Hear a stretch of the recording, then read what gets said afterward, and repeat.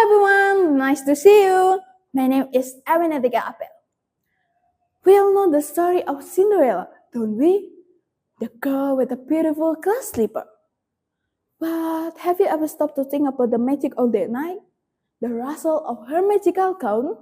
The race against time? Today I want to tell you about that night. The night when a cinder-covered girl became a princess. Once upon a time, in the grand French chateau, there lived a kind girl named Cinderella. Her father had passed away, leaving her with a cruel stepmother and two selfish stepsisters. They were jealous of her beauty and kindness. They forced her to do all the work at home, scrubbing floors, washing clothes, and sleeping by the fireplace. They called her Cinderella because she was always covered in ice. One day, a royal announcement was made.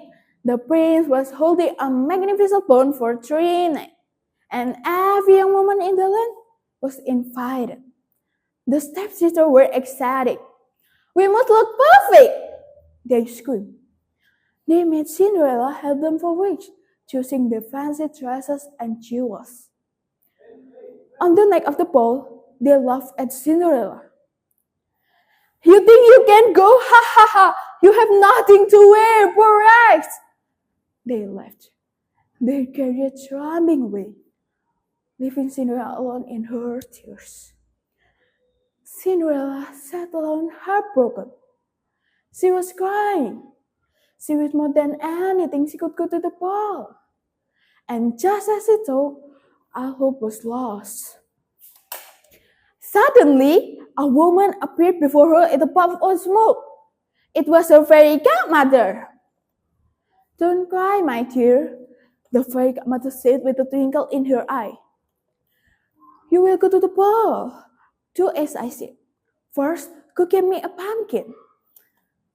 Cinderella brought her a big orange pumpkin. The Fairy Godmother waved her magic wand and poof! The pumpkin became a magnificent golden carriage.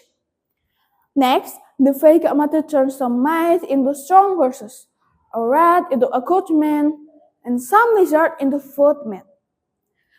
Then, with a gentle touch, she transformed Cinderella's rags into the most exquisite dress of shimmering silver. And on her feet, she placed a pair of perfect glass slippers. "Go to the ball, my dear," she said. "But don't forget, you must be home by midnight. The magic will end when the clock strikes 12. Cinderella arrived at the ball, looking like a true princess.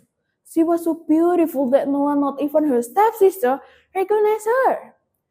The prince saw her and was immediately enchanted.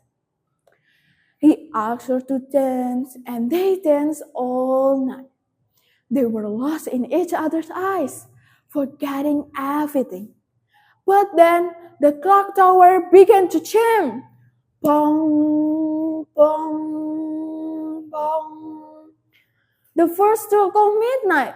Cinderella remembered her promise. She said goodbye to the prince, turned and fled. She ran as fast as she could down the grand staircase. But in her haste, one of her glass slippers slipped off her foot. She couldn't stop. The prince ran after her, but all he found was her single beautiful glass slipper. The prince declared he would marry no one but the girl whose foot fit the slipper. His men went everywhere, searching. When they arrived at Cinderella's house, the stepsisters tried hard with all their might to squeeze their feet in, but it was useless. They even tried to smash the slipper.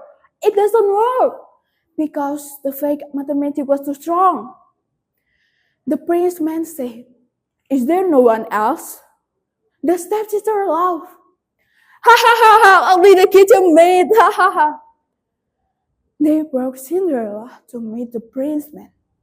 Cinderella sat down, and with quiet grace, she slid her foot into the slipper. It fit perfectly. Instantly, her rags turned into her shimmering ball gown. Finally, The prince had found his princess, and so Cinderella married the prince. Her kindness and courage won over her family's cruelty. Her story teaches us that a good heart, a strong spirit, and a little bit of magic can turn any dream into a reality. Thank you!